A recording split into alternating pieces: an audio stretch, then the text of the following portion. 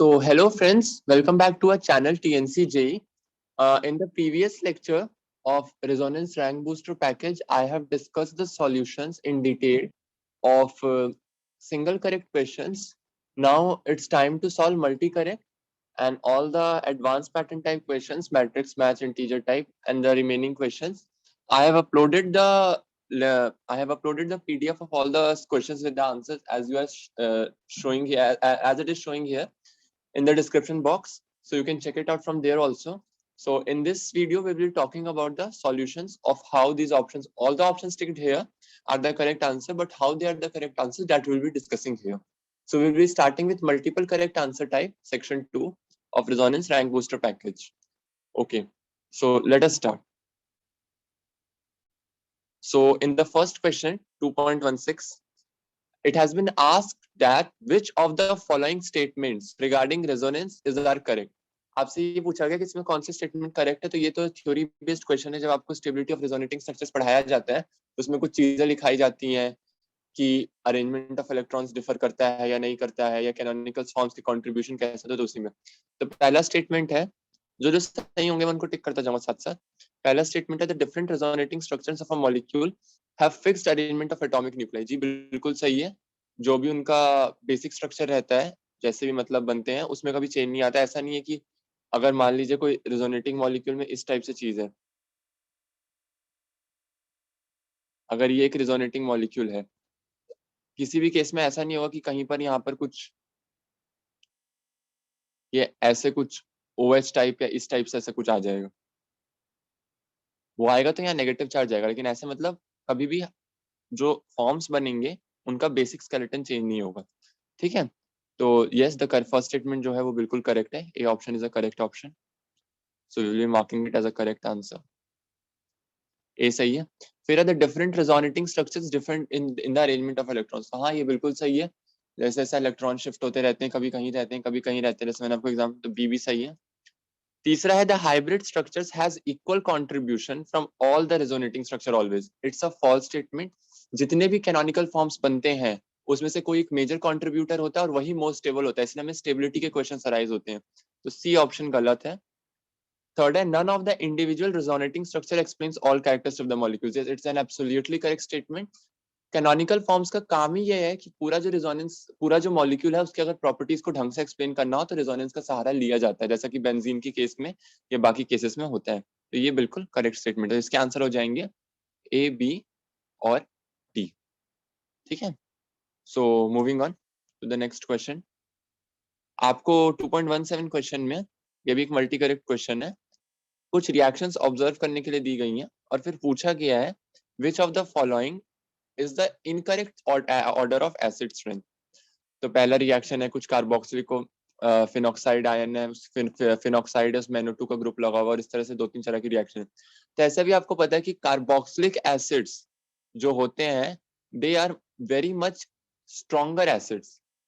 जो carboxylic acids होते हैं they are very much stronger acids as compare to phenol. Phenol और carboxylic में देखोगे, और बेंजोइक में आप देखोगे तो benzoic acid is a stronger acid. तो आपको जो है इनकरेक्ट एसिडिक स्ट्रेंथ्स के ऑर्डर आइडेंटिफाई करने. तो मैंने जैसे बोला कि बेंजोइक जो होता है वो फिनॉल इनॉल इन सबसे बढ़िया एसिड होता है. अच्छा, तो जो हमारा पहला ऑप्शन इसमें आ रहा है, उस पहले ऑप्शन में इनकरेक्ट, याद रखना इसमें करेक्ट नहीं इनकरेक्ट है, इस चीज को हाईलाइटेड रखना. इसमें आपको इनकरेक्ट बताना है. ठीक है, अच्छा, पहला इन्होंने क्या दिया, 2 NO2 ग्रुप लगे हैं, वो H2CO3 है, OH है. ये ऑर्डर तो सही है, मतलब ये ऑर्डर तो सही है. अच्छा, उसके बाद जो बी ऑर्डर है, जो आंसर बनेंगे उनको मैं रेड से मार्क कर रहा हूँ. बी में कार्बोक्सिलिक ग्रेटर देन पैरानाइट्रोफिनॉल, ये सही है. उसके बाद भी सही है, पर यहाँ गलती हो गई है. ये जो कार्बोनिक एसिड दिया है ना H2CO3, ये यहाँ आना चाहिए था और ये पीछे जाना चाहिए था, क्योंकि फिनॉल जो होता है वो H2CO3 के साथ एक स्ट्रॉन्गर एसिड उससे नहीं, वो कभी CO2 रिलीज नहीं करवाता है. And that is the reason कि वो ये H2CO3 यहाँ आना चाहिए था और फिनॉल यहाँ जाना चाहिए था. तो ये आपका आंसर बनेगा, क्योंकि एक इनकरेक्ट ऑर्डर है. अच्छा, फिर सी को देखते हैं. तो सी में क्या है, कार्बोक्सिलिक तो H2CO3 से बढ़िया है, लेकिन ये जो पैरानाइट्रोफिनॉल है ये भी इससे बढ़िया है. का ये जो H2CO3 दिया हुआ है कार्बोक्सिलिक, इससे ये बढ़िया है, बेंजोइक से बढ़िया नहीं पर इससे बढ़िया है, क्योंकि फिनॉल का जो नॉर्मल फिनॉल होता है, रिमेंबर दिस पॉइंट, जो नॉर्मल फिनॉल होता है ये H2CO3 के साथ अगर रिएक्शन करेगा तो किसी भी कंडीशन में CO2 इवॉल्व नहीं होगी, लेकिन अगर आप पैरा, मेटा, ऑर्थो इन सब पे अगर आप NO2 ग्रुप लगा देते हैं, आप एक लगाओ चाहे आप दोनों साइड लगा दो, तीनों साइड लगाओगे तो तब तो बहुत स्ट्रॉन्ग पिक्रिक एसिड बन जाता है। तो अगर एक भी NO2 ग्रुप आपको दिखता है तब वो H2CO3 के साथ रिएक्शन करेगा, तो इस चीज को याद रखना। तो आपका जो ये वाला क्वेश्चन है इसमें गलती यहाँ पर ये हो जाएगी, मतलब ये ऑर्डर सही हो जाएगा, इनकरेक्ट ऑर्डर नहीं है, क्योंकि इन्होंने H2CO3 को स्ट्रॉन्गर बता दिया है पैरानाइट्रोफिनॉल से। अच्छा, फिर अगला देखते हैं। अगले में इन्होंने बता दिया है कि जो, एक minute, just a second,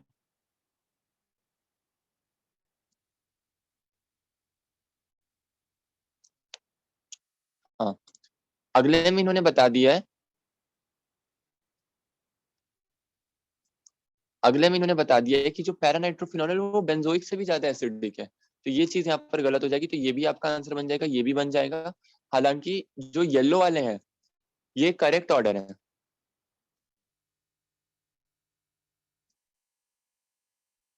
but as you know आपको इनकरेक्ट मार्क करना था, तो ये वाले इनकरेक्ट है जो रेड से है, ठीक है, क्योंकि पैरानाइट्रोफिनॉल बेंजोइक एसिड से ज्यादा स्ट्रॉन्गर एसिड नहीं होता, तो ये इनकरेक्ट है, ठीक है। तो नेक्स्ट क्वेश्चन की तरफ हैं। अगला क्वेश्चन बहुत ही बढ़िया है, पास्ट ईयर जेई एडवांस में शायद एक बार आ भी चुका है, मतलब ये नहीं आया होगा, इस टाइप से कुछ एक क्वेश्चन आया है जितना मुझे याद है। अच्छा, एक मिनट, के पेज आगे निकल गए।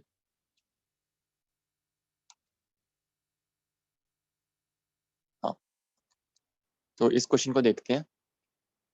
इस क्वेश्चन में इन लोगों ने एक कंपाउंड दे रखा है इस टाइप से, और उसके बाद कुछ स्टेटमेंट्स दी हुई हैं, एक एक करके स्टेटमेंट्स को रीड करते हैं, और इसमें भी इन्होंने इनकरेक्ट पूछी है, तो जो इनकरेक्ट होंगी उनको मैं रेड से मार्क करूंगा, जो करेक्ट होगी उसको मैं येलो से मार्क करूंगा। एक करेक्शन यहाँ पे कर लेना, ये जो लॉन्गर लिखा हुआ है ना, ये मैंने बुक में भी करेक्शन किया था, ये शॉर्टर है, इन्होंने ना गलत बना दिया था थोड़ा, ठीक है। अब देखते हैं।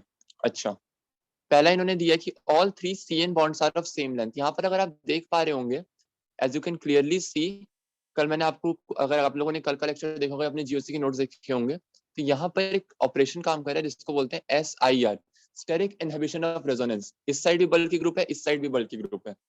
स्टेरिक इनहिबिशन ऑफ रेजोनेंस से क्या होगा, रेजोनेंस फेवरेबल नहीं होगी, तो उस कारण से ये वाला NO2 और ये वाला NO2 रेजोनेंस में पार्टिसिपेट ही नहीं करेगा बेंजीन रिंग के साथ।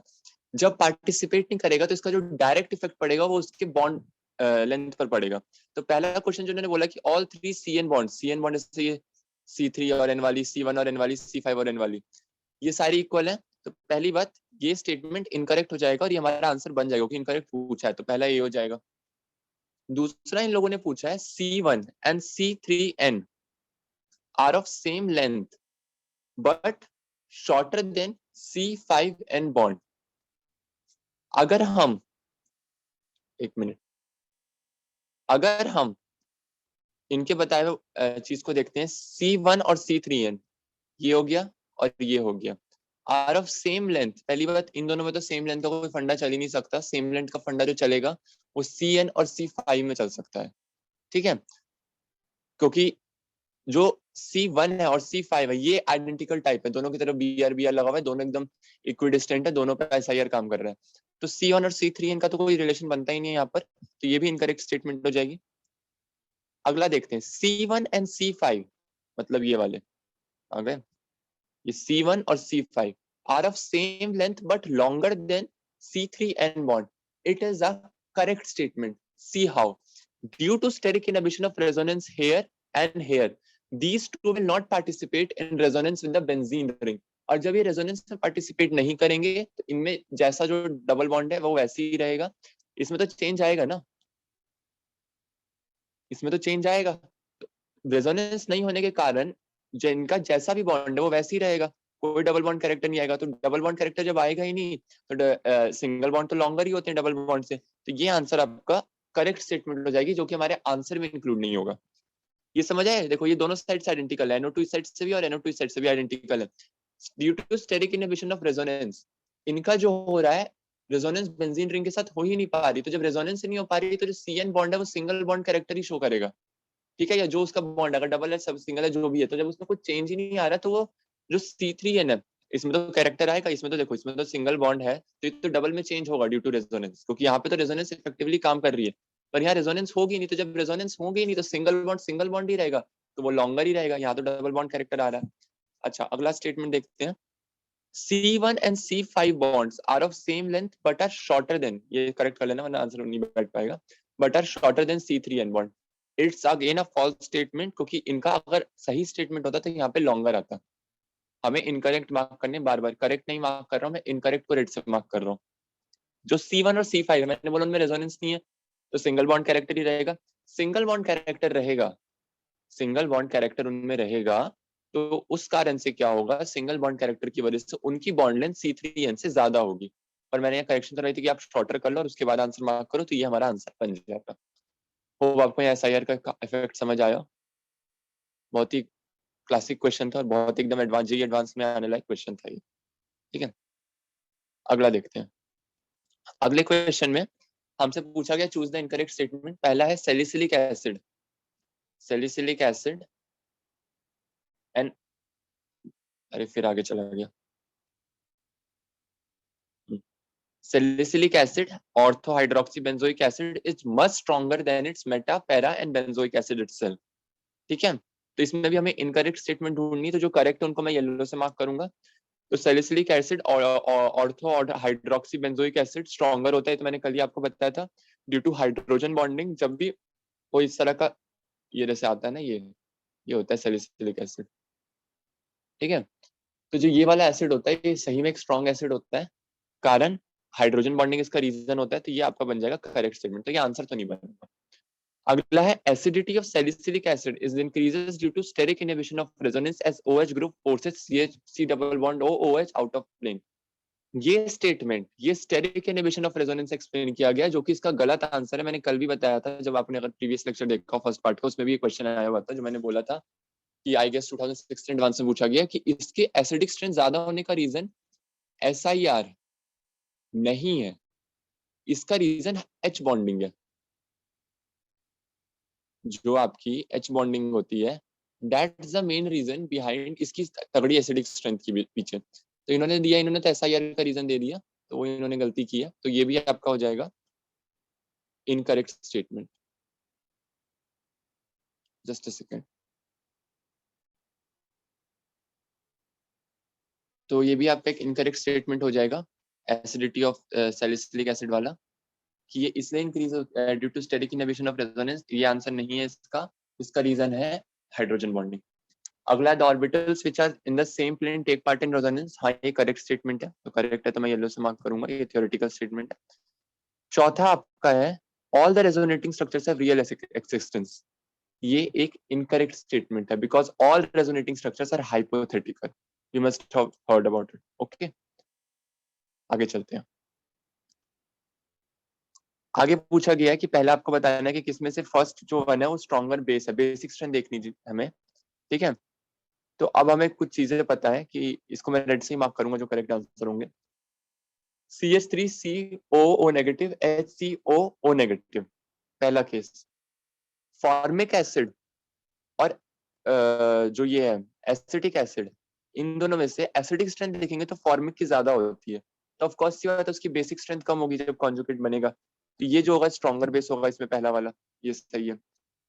दूसरा देखते हैं OH और NH2 माइनस, OH और NH2 माइनस, तो इसमें जो स्ट्रॉन्गर बेस होगा वो सेकंड वाला होगा NH2 माइनस, क्योंकि ये बेसिसिटी अलोंग अ पीरियड जब हम देखते हैं तो बेसिसिटी NH2 माइनस की OH माइनस से ज्यादा होती है।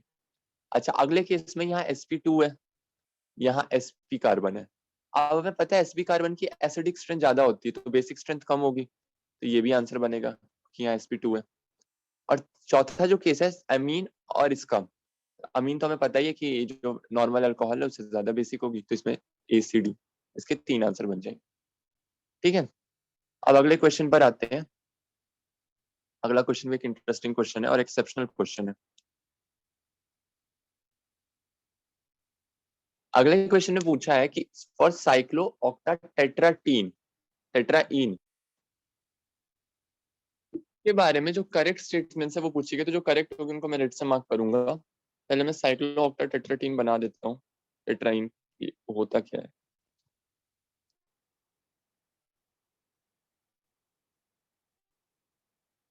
ये होता है। तब इसमें पूछा गया there are two types of C single bond C, structure is non planar and resonance is not observed in molecule, कुछ चीजें इसमें पूछी गई हैं। अब आप लोगों को ये लग रहा होगा एंटी एरोमेटिक, जो पहली बार देख रहे हैं और जिनके नोट्स में कराया गया उनको पता होता है कि ये होता है नॉन एरोमेटिक। रीजन बीइंग, ये जो कंपाउंड है ये टब शेप्ड मॉलिक्यूल में चेंज हो जाता है, नॉन प्लेनर बन जाता है, और इस कारण से एंटी एरोमेटिक होने की बजाय नॉन एरोमेटिक हो जाता है। साइक्लो ऑक्टा टेट्रा इनके बारे में ये जानकारी होना बेहद जरूरी है। कभी भी क्वेश्चन अगर आ जाता है कि which of the following compounds are anti aromatic, और उसमें अगर आपको ये स्ट्रक्चर दिखता है तो आपको उसमें टिक नहीं मारना है, it's not an anti aromatic. क्योंकि एंटी एरोमेटिक, क्योंकि आप लोग को at the first sight you will be able to say there 8 pi electron, but जो एक्सपेरिमेंटल ऑब्जर्वेशन है उसमें ये पाया जाता है कि ये जो मॉलिक्यूल है वो एक इस प्रकार से, मैं आपको बताता हूँ किस तरीके से, एक इस तरीके से टब शेप्ड उसमें कन्वर्ट हो जाता है। ठीक है। अच्छा, अब इसमें कुछ क्वेश्चंस पूछे गए हैं कि इसमें there are two types of C single bond C. हाँ, तो दो टाइप हो गए। एक टाइप ये वाला हो गया, ये दोनों आइडेंटिकल है, और एक टाइप ये वाला, ये दोनों आइडेंटिकल है। पहला सही है। Structure is non planar and resonance is not observed in molecule, ये बात भी सही है। नॉन प्लेनर है, मैंने बता दिया, टब शेप स्ट्रक्चर ले लेता है और इसी कारण से नॉन एरोमेटिक होता है, एंटी एरोमेटिक की जगह। फिर extensive resonance is found in with the molecule and non bonds are of same type, तो ये तो गलत है। इसको मैं येलो से मार्क कर रहा हूँ, इसमें जो गलत है ये रॉन्ग स्टेटमेंट।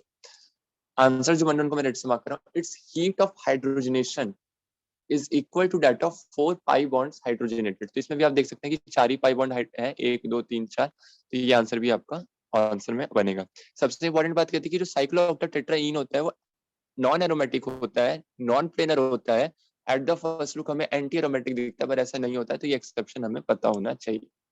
ठीक है, so moving on to the next page. इस पेज की जितने भी हम देख लिए आगे चलते हैं। अब ये क्वेश्चन पूछा गया है डीलोकलाइज और लोकलाइज लोन पेयर पे।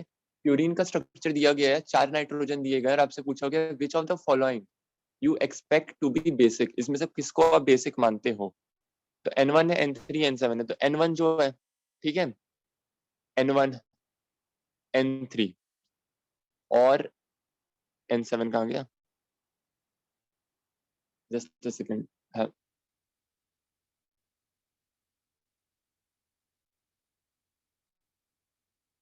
आई गेस ये इन्होंने ये थोड़ा मिसप्रिंट है इस क्वेश्चन में। मतलब तो सारे तो इन्होंने दे ही रखे हैं, 1 2 3 4 5 6 7, ये मेरे ख्याल से ये होगा 7 नंबर वाला जिन्होंने अनलेबल्ड दे रखा है ना। तो इन सबको आप देखो तो स्ट्रांगली बेसिक है, इनके लोन पेयर्स बिल्कुल भी मतलब से डीलोकलाइज टाइप की नहीं है। लेकिन अगर आप N9 का देखोगे तो N9 का जो लोन पेयर है वो डीलोकलाइज हो रहा है, इसलिए इसके 3 आंसर बनेंगे N1 N3 N7। Okay, hope you get the point, हमें डीलोकलाइज वालों को नहीं काउंट करना था इसमें। अच्छा, अगला क्वेश्चन है which is true regarding the relative basic character of the following pairs. Basic character क्या है? पहले केस में NH3 और NH2OH का पूछा गया है। तो OH क्या होता है, माइनस का इफेक्ट शो करेगा, NH3 में ऐसा कोई चक्कर नहीं है। तो माइनस वाले एसिडिक स्ट्रेंथ बेसिक स्ट्रेंथ घटाते हैं, सॉरी बेसिक स्ट्रेंथ की बात हो रही है यहाँ पे, तो ये आंसर आपका बन जाएगा। अगला है CH triple bond C negative greater than NH2 minus. एक बात मैं आपको बता देता हूँ कि इसकी जो एसिडिक स्ट्रेंथ है वो ज्यादा होती है इस वाले की। sp कार्बन की जो इलेक्ट्रोनेगेटिविटी होती है वो नाइट्रोजन से ज्यादा होती है। En of sp carbon is greater than En of nitrogen. It's a correct statement. तो अगर एसिडिक पूछा होता तभी ऑर्डर सही होता, पर इन्होंने बेसिक पूछा है तो बेसिक में ऑर्डर उल्टा हो जाएगा और ये आपका आंसर नहीं बनेगा। ठीक है, फिर पूछा गया है रिलेटिव बेसिक कैरेक्टर CF3 और CCl3। ये भी इन्होंने एसिडिक का ऑर्डर, ये भी इन्होंने क्या कहते हैं बेसिक का एकदम सही ऑर्डर दिया है, क्योंकि अगर एसिडिक का ऑर्डर होता एसिडिक का ऑर्डर इस टाइप से होता है। ये CCl3 की जो डी ऑर्बिटल रेजोनेंस वगैरह चीजें वाली आ जाती है इसमें, तो वो कंसिडर करते हैं। पर हमने एसिडिक, तो इसमें क्या एसिडिक में लगा लो, बाद में उल्टा कर दो बेसिक, तो ये आंसर आपका सही हो जाएगा। ठीक है, फिर नाइदर इज ट्रू देखना है। अच्छा, अगला चलते हैं क्वेश्चन नंबर 24 पे। The correct number of pi electrons have been mentioned in. तो ये तो मेरे ख्याल से क्लियर ही दिख रहा है, इसमें 4 मेंशन्ड है, तो 2 और 2 4, ये सही है। इसमें 1 2 3, 3 दुआ 3 दूनी 6, ये भी सही है। इसमें 2 और 1 3, क्योंकि फ्री रेडिकल एक ही काउंट होगा तो 3, ये भी 3 सही है। और इसमें 6 है, चारों ही ऑप्शन सही है, इसमें कोई भी गलत नहीं है। ठीक है, अगला है which of the following cation is not stabilised by resonance. देखिए मल्टी करेक्ट क्वेश्चंस का क्या है ना कि multi correct questions partial marking तो दिलवाते हैं, प्लस अगर इनकी प्रैक्टिस होती है स्कोरिंग भी होते हैं। और ये प्रैक्टिस तभी आ पाएगी जब आप वैरायटी, मतलब मल्टी करेक्ट की जनरली हमारी टेंडेंसी कम होती है, जनरली सिंगल करेक्ट ही करते रह जाते हैं। प्रैक्टिस होनी चाहिए मल्टी करेक्ट, और खासकर इस टाइप के क्वेश्चंस की जिसमें मल्टीपल कांसेप्ट्स लग रहे हो सिमिलर क्वेश्चंस में। Which of the following cation is not stabilised by resonance. पहले वाले में आप देखिए ये NH3 है, थोड़ा मिसप्रिंट टाइप से था, ये NH3 है। पहली बात तो इसके अनुसार तो मतलब यहाँ पर अगर किसी भी तरह की स्टेबलाइजेशन हुई तो नाइट्रोजन के 5 बॉन्ड बन जाएंगे, ये पॉसिबल ही नहीं है। तो ये तो हमारा नॉट स्टेबलाइज बाय रेजोनेंस पूछा गया है, तो ये हमारा आंसर बनेगा क्योंकि स्टेबलाइज नहीं है। उसी तरह से यहाँ पर OH2 है, इसमें भी अगर रेजोनेंस होगी तो ऑक्सीजन के 4 बॉन्ड बन जाएंगे, वो चीज भी पॉसिबल नहीं है, ये भी आंसर बनेगा। अच्छा, ये वाला जो केस है which of the following is not stabilised, ये स्टेबलाइज्ड है, क्योंकि अगर आप इसमें रेजोनेंस करके देखते हैं तो एक डबल बॉन्ड यहाँ आ सकता है और ये यहाँ पे शिफ्ट हो सकता है। तो मतलब ये वाला मूव करेगा इधर और ये वाला इधर, ऐसे नेगेटिव चार्ज मूव कर जाएगा, तो ये हो सकता है, तो ये आपका आंसर नहीं बनेगा। ठीक है, अच्छा फिर आपके आते हैं इस क्वेश्चन पे, तो ये तो आराम से, ये भी स्टेबलाइज नहीं है रेजोनेंस से, सिर्फ सी वाला स्टेबलाइज है, डी वाला भी स्टेबलाइज नहीं, आप देख सकते हैं, क्योंकि डी वाले में रेजोनेंस का स्टेबलाइज ऑलरेडी यहाँ पे 4 बॉन्ड बने हुए हैं, तो किसी भी तरह से अगर ये इधर आएगा तो 5 बॉन्ड तो नाइट्रोजन बना सकता है, तो रेजोनेंस होगी नहीं जो आप लोग को लग रही है। बस ये जो रेजोनेंस होगी वो इसके बीच होती रहेगी, यहाँ double bond single bond double bond. तो A B D, क्योंकि नॉट स्टेबलाइज बाय रेजोनेंस पूछा, स्टेबलाइज नहीं पूछा, स्टेबलाइज सी वाला। ठीक है, अब इसको थोड़ा कंफ्यूजन हो जाएगा, इसको डिलीट करते हैं, आगे चलते हैं। ये सारे क्वेश्चंस मैंने खुद अटेम्प्ट किए थे, मेरी उसमें है, मतलब when I was preparing for my JEE। ठीक है, अब ये वाला क्वेश्चन है, in which of the following one benzene ring is attached to a plus M and another is attached to minus M। Plus M minus M आपको activator deactivator ये सब जानकारी होनी चाहिए, हालांकि प्लस एम और माइनस एम में तो पूरा एक लेक्चर ही बन जाता है कि प्लस एम माइनस एम हम कैसे देखते हैं, तो वो मैं जब GOC कराऊंगा तब आपको बताऊंगा।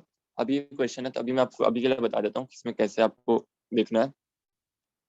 यहाँ आपको लोन पेयर दिख रहा है, और आपको ये बता देता हूँ कि जो C डबल बॉन्ड O है ये माइनस एम शो करता है, तो ये आपका एक बेंजीन रिंग हो गई जो माइनस एम से और एक हो गई जो प्लस एम से। अच्छा, इस केस में वो चीज नहीं है क्योंकि इसमें एक प्लस एम से है तो पर दूसरी माइनस एम से नहीं है।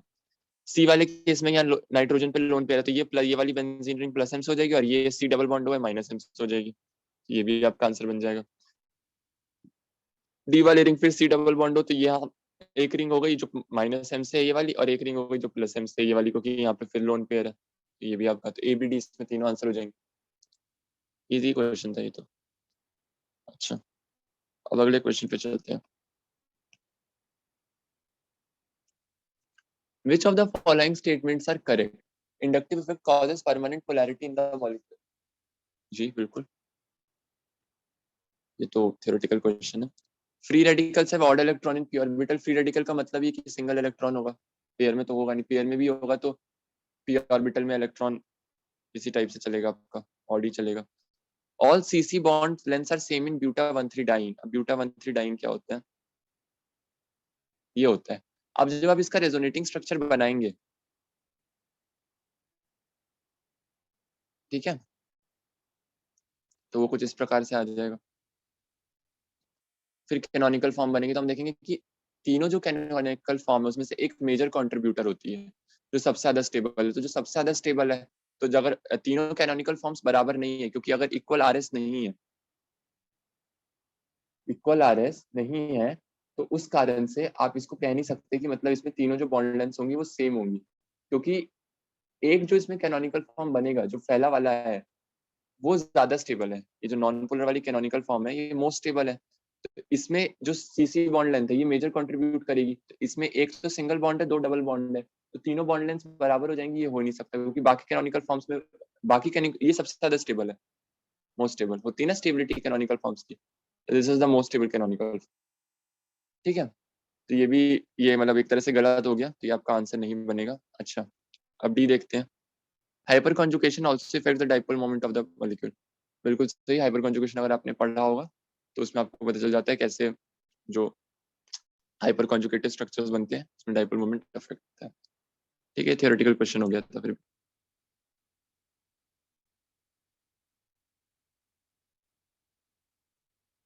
अच्छा, आप चलते हैं correct stability order of carbocation. हमें इसमें करेक्ट बताने की कौन कौन से स्टेबिलिटी ऑर्डर करेक्ट है। अब आपके पास ये भी है और इस साइड से भी है।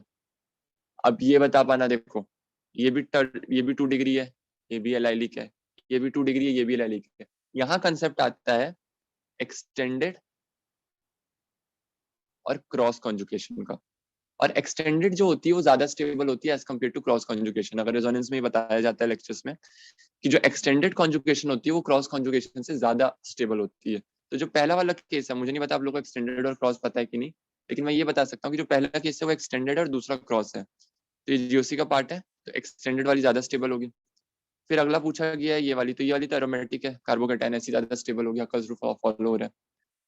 फिर ये वाली आती है प्लस जो यहाँ पे चार्ज है, तो इसमें ये भी ऑप्शन बनेगा, क्योंकि यहाँ की तरफ ग्रेटर देन का साइन दिखाया गया, यहाँ दो दो बैक बॉन्डिंग हो रही है, नाइट्रोजन के दो दो लोन पेयर से बैक बॉन्डिंग हो रही है, तो गजब की स्टेबिलिटी है।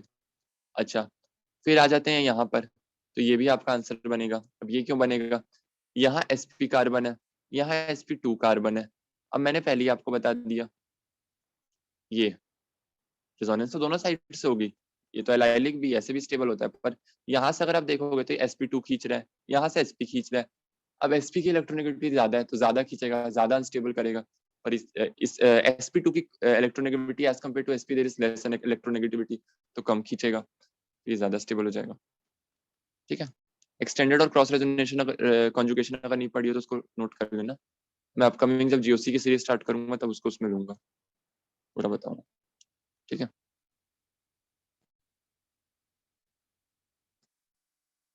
अब अगला क्वेश्चन देखते हैं। Identify the correct statements about cyclopropyl methyl cation. एक गजब का स्टेबिलिटी वाला कार्बोकेटायन होता है, कार्बोकेटायन पे जो लेक्चर होगा उसमें इसके बारे में बताऊंगा। कुछ जो बहुत ज्यादा स्टेबल कार्बोकेटायंस होते हैं, it is one of the highly stable carbocations जो हमें मिलता है, साइक्लोप्रोपाइल मिथाइल कार्बोकेटायन।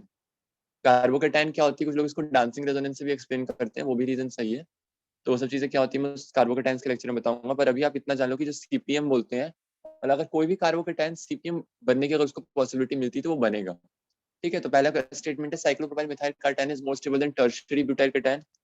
एकदम ये एक मतलब एक्सपेरिमेंटल क्वेश्चन है। अगर आपको जैसे टर्शियरी ब्यूटाइल कैटायन तो 9 अल्फा हाइड्रोजन हो जाएंगे ना, तब ये कंफ्यूजन हो सकती है कि ये स्टेबल है, ये 1 डिग्री भी है, पर डांसिंग रेजोनेंस एक फैक्टर काम करता है यहाँ पर, जिसके कारण ये one of the highly stable है। मतलब इससे ज्यादा स्टेबल तो हार्डली कोई होंगे, इससे ज्यादा तो स्टेबल कम ही होंगे।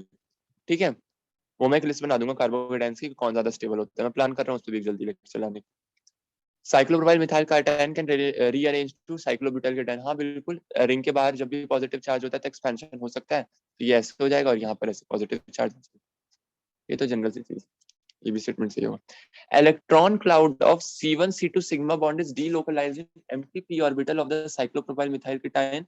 और एक है electron cloud of C2 C3 sigma bond is delocalised in empty p orbital of the. देखो जब आपको डांसिंग रेजोनेंस बताऊंगा ना कि इसमें कैसे मतलब ऑपरेट करती है डांसिंग रेजोनेंस, तब आपको ये समझ आएगा कि जो इसका इलेक्ट्रॉन क्लाउड का डीलोकलाइजेशन है वो C2 और C3 का है, ना कि C1 और C2 का। ठीक है, या तो आप C2 C3 बोलो या C2 C4, मतलब जो ये दोनों दिख रहे हैं ना आपको, ये वाले C1 C2 C2 C4, इनका डीलोकलाइजेशन हो रहा है। वो कैसे हो रहा है, वो जब कार्बो के 10 पे क्लास आएगी डांसिंग रेजोनेंस का समझाऊंगा तब मैं बता दूंगा। ठीक है, अभी के लिए आप इतना मान लो कि जो इलेक्ट्रॉन क्लाउड है वो C2 C3 जो आइडेंटिकल लगे ना C2 C3 और C2 C4, इनका एम्प्टी p ऑर्बिटल में डीलोकलाइज्ड हो। ठीक है, तो एक चीज याद रखना, CPM cyclopropyl methyl carbocation is one of the highly stable carbocations formed in organic chemistry. अगर आपने मेरा SN2 का लेक्चर या SN1 का लेक्चर देखा होगा तो SN1 के लेक्चर में मैंने इस चीज को स्पेसिफाई भी किया था। ठीक है, अब ये शायद मल्टी करेक्ट का तो लास्ट क्वेश्चन है आई गेस। हाँ, नहीं लास्ट नहीं, इसके बाद और भी कुछ क्वेश्चंस हैं। Which of the following carbocations can undergo rearrangement? जब भी रिंग के बाहर चार्ज होता है तो रिंग एक्सपैंड होती है, और जब रिंग के ऊपर चार्ज होता है तो रिंग कॉन्ट्रैक्ट भी होती है। There is a case of ring contraction. और रिंग कॉन्ट्रैक्शन के केस में अगर साइक्लोप्रोपाइल मिथाइल कार्बोकेटायन बनने की स्टेबिलिटी आती है तो वो बनेगा। आप ये मत सोचना कि यहाँ पे जो प्लस चार्ज है यहाँ पे आके टर्शरी लेना चाहेगा, नो, वो तो सीएचओ बहुत तगड़ा खींचेगा। इसकी जो रीअरेंजमेंट होगी it will be like something like this. It's a case of ring contraction, तो ये रीअरेंजमेंट शो करेगा। ठीक है, अगला है ये वाला, ये तो बैक बॉन्डिंग है। इसमें तो इससे बढ़िया तो कुछ हो ही नहीं सकता किसी कार्बोकेटाइन के लिए। ऑक्सीजन का लोन पेयर ही मदद कर रहा है। ठीक है, तो इसमें तो ये आपका आंसर नहीं बनेगा क्योंकि इसमें रीअरेंजमेंट की जरूरत नहीं है। अच्छा ये है, ये रीअरेंज ऑफकोर्स करेगा, ये तो आपको दिख ही रहा होगा। यहाँ से ये सेकेंडरी है तो ये टर्शरी बन जाएगा, ये भी आपका आंसर बन जाएगा। अच्छा, फिर लास्ट वाला है डी, ये रीअरेंज नहीं करेगा क्योंकि ये सेकेंडरी, अगर रीअरेंज करेगा तो इस प्राइमरी बनेगा, तो उसका तो ऐसा कोई खास बेनिफिट है। ठीक है, तो ये हो गए आपके 30 तक के क्वेश्चंस। आगे चलते हैं।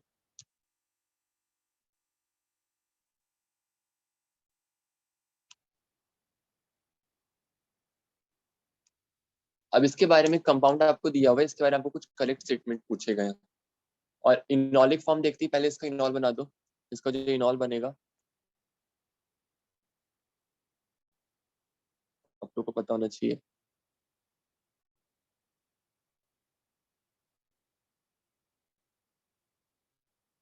ये हो जाएगा इसका इनॉलिक form.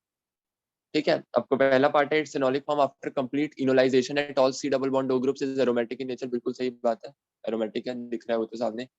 It's trioxime shows geometrical isomerism. जो इसका ट्राईऑक्साइम बनेगा वो कैसे बनता है ट्राईऑक्साइम?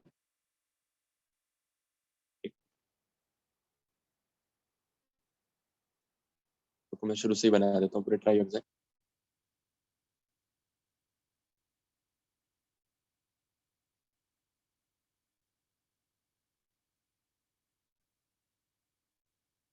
ये है, ठीक है, तो जिसका ट्राईऑक्साइम बनेगा।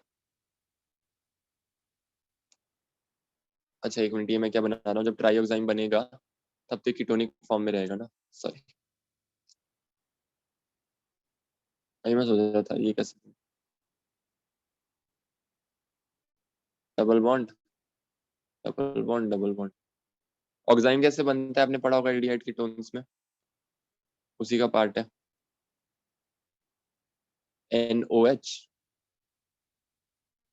NOH, NOH। अब आप लोग को ये पता होना चाहिए कि ये केस तो GI का होता ही है, इसमें तो ज्योमेट्रिकल आइसोमेरिज्म शो होता ही है, तो उस कारण से जो लिखा हुआ है शो ज्योमेट्रिकल आइसोमेरिज्म। ये NOH वाला केस जो होता है, अगर आपने GI पढ़ा था आपको पता होगा कि इसके ऑक्साइम के केस में ज्योमेट्रिकल आइसोमर्स बनते हैं, तो ये ज्योमेट्रिकल आइसोमेरिज्म शो करेगा। तो ये जिसमें इसका जो ये स्टेटमेंट हो जाएगा, ये वाला बी इट्स ट्राईऑक्साइम, ये करेक्ट हो जाएगा। फिर this compound can show optical isomerism, भयंकर सिमेट्री है, हर तरफ से सिमेट्री है, तो ये बोलना फालतू की बात है कि ये ऑप्टिकल आइसोमेरिज्म शो करेगा, रॉन्ग स्टेटमेंट है। अगला इट्स आईयूपीएसी नेम है सेकेंडरी सफिक्स 246 ट्राइकोटोन, नहीं ऐसा कुछ भी नहीं है, जिसका जो जब आप नोमेनक्लेचर करेंगे तो 246 ट्राइकोटोन इसमें आंसर में नहीं आएगा। ठीक है, अगला देखते हैं। अगला है question number 2.32, select the correct statement. ये अगर कीटोइनॉल टॉटोमेरिज्म आपने पढ़ा तब ये क्वेश्चन हो सकता है। ये एक तरह का कीटोइनॉल टॉटोमेरिज्म, और कीटोइनॉल टॉटोमेरिज्म में क्या होता है, जो मीडियम में डलवा रहे हैं H+ और OH- में डलवा रहे हैं, इसमें क्या होता है, सिर्फ रेसमाइजेशन होती है और कुछ नहीं होता है। तो पहली बात तो कीटोइनॉल टॉटोमेरिज्म है तो आइसोमेरिज्म रिएक्शन है, तो ये तो सही है, आइसोमेरिज्म तो हो ही गई जहाँ कीटोइनॉल टॉटोमेरिज्म आ गया। ऊपर से मैंने एक फैक्ट बेस में बताया कि कीटोइनॉल टॉटोमेरिज्म जो होती है उसमें रेसमाइजेशन होता है, तो रेसमाइजेशन रिएक्शन है वो हो गया। Passes through the process of enolisation, तो मैंने बोला कीटोइनॉल टॉटोमराइजेशन है, तो वो तो है ही चीज, आ जाएगी। पर इन्होंने पूछा फर्स्ट एंड टू है, सेकंड है टॉटोमर्स। टॉटोमर्स नहीं होते, टॉटोमर्स तो होते हैं जब H+ शिफ्ट होते हैं, डबल बॉन्ड जो कीटोनिक होते हैं वो OH में कन्वर्ट होते हैं, उस टाइप के केसेस में टॉटोमर्स बनते हैं। इसमें तो सिर्फ रेसमाइजेशन देख रहे हो आप, ये दोनों प्रोडक्ट में अंतर क्या है, दोनों प्रोडक्ट सेम है, बस यहाँ पे जो कायरल सेंटर था इसकी कॉन्फ़िगरेशन में चेंज आया, रेसमाइजेशन हुई है, बाकी सब सेम है। तो ये जो फोर्थ स्टेटमेंट होगा, ये जो फोर्थ स्टेटमेंट होगा ये इनकरेक्ट हो जाएगा। ठीक है,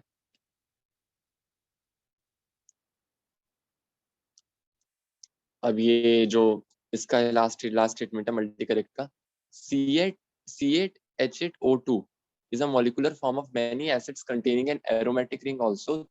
पहला पार्ट है the total number of carboxylic acids with one benzene ring. अब जब भी इस तरह का क्वेश्चन है तो सबसे पहले आप DU निकाला करो, डबल बॉन्ड सैचुरेशन। उसका अगर फॉर्मूला याद है तो निकल जाएगा, वरना तो फिर निकाल पाना बहुत मुश्किल है। उसका फॉर्मूला होता है कार्बन+1 माइनस, मैं फॉर्मूला लिख देता हूँ, कार्बन+1 minus hydrogen plus halogen minus N/2। ये होता है डबल बॉन्ड सैचुरेशन निकालना, क्योंकि स्ट्रक्चर जो आपको C8H8O8 का ड्रॉ करना है वो इसी टाइप से करना है, और इसमें खैर दिया हुआ भी एरोमेटिक रिंग है। तो इसमें जब आप डबल बॉन्ड सैचुरेशन निकालेंगे तो कार्बन 8 है, तो 8 और 1 9, 9 में से घटा दो।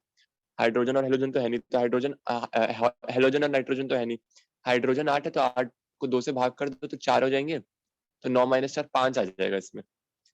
और एरोमेटिक रिंग दी गई है, तो एरोमेटिक रिंग में तो आप देख लो 1 2 3, ऊपर से दिया हुआ है कि एसिड है, तो ऑफ कोर्स कार्बोक्सिलिक को डाला है तो कुछ इस टाइप से स्ट्रक्चर बना होगा। एक डबल बॉन्ड, 4 तो यहाँ से आ गए, 1 2 3 और एक रिंग और एक डबल बॉन्ड यहाँ जाएगा, तो हो गए 5। अब एक है कि कार्बन अभी 7 ही हुए हैं, एक को फिट करना है, कैसे फिट करो, CH3 लगा दो, हो गया फिट।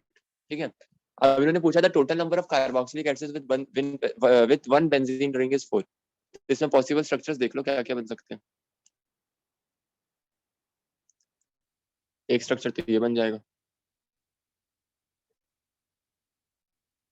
CH3,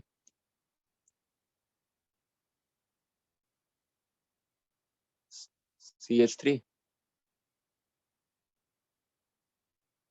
और एक पैरा पे लगा दो, तो ये तो 3 बन पा रहे, इन्होंने तो 4 दे रखा है।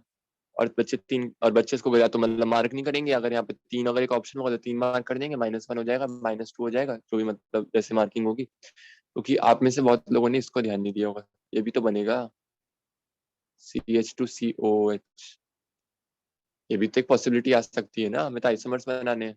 ये भी फिट करा है, ये भी C8H8O2 है, इसमें भी एरोमेटिक रिंग है, तो ये टोटल 4 बनेंगे। ठीक है, तो जैसे पहली स्टेटमेंट दी हुई कि टोटल एसिड इस तरह के 4 होंगे, दैट्स एन करेक्ट स्टेटमेंट। ठीक है, उसके बाद out of the 3 toluic acid the ortho isomer is the strongest. मैंने पहले बताया था कि जो ऑर्थो आइसोमर होता है due to ortho substitution, benzoic acids are the strongest.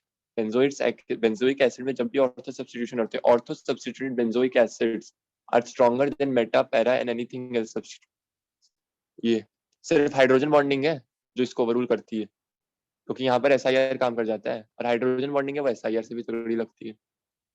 अच्छा, all these toluic acids are weaker than benzoic acids, ये तो गलत बात है, ऑर्थो वाली सबसे स्ट्रॉन्गर है। All these are weaker than H2CO3, ये भी गलत बात है, अगर H2CO3 से वीकर होती तो उनसे CO2 इवॉल्व नहीं करा पाती, जबकि ये तो कराती, हमने पहले ही पढ़ रखा। तो इसका आंसर हो जाएगा A और okay. So now moving on to the comprehension type questions. Comprehension type में पहला क्वेश्चन आप देखो, that is something related to the heat of hydrogenation. Heat of hydrogenation का कैसे यहाँ पर इन्होंने पूछा है करेक्ट हीट ऑफ हाइड्रोजनेशन का ऑर्डर क्या होगा, तो ऑर्डर क्या होगा देखो, हीट ऑफ हाइड्रोजनेशन जो HOH होता है, वो आप लोगों को आइडिया तो इतना तो होगा कि HOH is directly proportional to 1/स्टेबिलिटी और इनवर्सली प्रोपोर्शनल टू स्टेबिलिटी। ठीक है, जितना ज्यादा स्टेबल उतनी ज्यादा HOH, जितना ज्यादा स्टेबल उतनी HOH कम। मतलब अगर हमें डिक्रीजिंग ऑर्डर में लगाना है तो सबसे आगे हमें उसको लगाना होगा जो सबसे कम स्टेबल है, और सबसे लास्ट में वो आएगा जो सबसे ज्यादा स्टेबल है। तो P, Q, R और S इनमें से जो, मैं आपको अगर जैसे प्रैक्टिस से ही आता है, ये मुझे तो हालांकि दिख रहा है, आप लोगों को मुझे नहीं पता कितना इसमें शो पा रहा है। 2,3-डाइमिथाइल 1,3 ब्यूटाडाइन, इसका तो जो स्ट्रक्चर ही बन रहा है ना, इसमें तो मतलब हाइपर कॉन्जुगेशन रेजोनेंस सब एक्ट कर जाएंगे। ये कुछ इस टाइप से बन रहा है, CH2 C double bond O CH2 CH, 6 तो इसमें हल्फा हाइड्रोजन आ गए, 3 यहाँ से, रेजोनेंस अलग है, तो ये तो सबसे ज्यादा स्टेबल हो जाएगा। तो आपको तो सबसे पहले क्या करना है, सबसे ज्यादा स्टेबल R हो गया ना, तो जिन जिन ऑप्शंस में R लीस्ट में है, क्योंकि सबसे ज्यादा स्टेबल है, So more the stability, lesser will be the heat of hydrogenation. तो R तो सबसे least heat of hydrogen, तो ये पहला ऑप्शन एलिमिनेट हो जाएगा आपका। आपके पास बचेंगे 3 ऑप्शन। अच्छा, 3 ऑप्शन के बाद आपके पास फिर आता है प्रोपाडाइईन, जो आपका S कंपाउंड है। प्रोपाडाइईन का अगर आप स्ट्रक्चर देखेंगे तो ये तो मतलब कुछ इस तरीके से बन जाएगा, CH2 double bond C double bond. अब ये जो क्यूमिलीन टाइप स्ट्रक्चर बना है तो पता है कि हाईली अनस्टेबल होता है। 1,3 ब्यूटाडाइन में भी रेजोनेंस आ जाएगी, 1,3 पेंटाडाइन में भी रेजोनेंस आ जाएगी। तो एक बात और पक्की कर लीजिए कि सबसे अनस्टेबल तो यही होगा। ठीक है, अब ये जब सबसे अनस्टेबल होगा तो अब आपका सी ऑप्शन भी एलिमिनेट हो गया। अब आपके पास बचते हैं option number B, option number D. इन दोनों में से कोई एक सही आंसर है क्योंकि सबसे आगे आएगा। अब पी और क्यू में देख लेते हैं। चलिए, एलिमिनेट कैसे हुए, ये सी और ए समझ आ गया ना। पहले ए एलिमिनेट हुआ सबसे ज्यादा वाली स्टेबिलिटी से, और सबसे कम वाली स्टेबिलिटी से सी एलिमिनेट हो गया।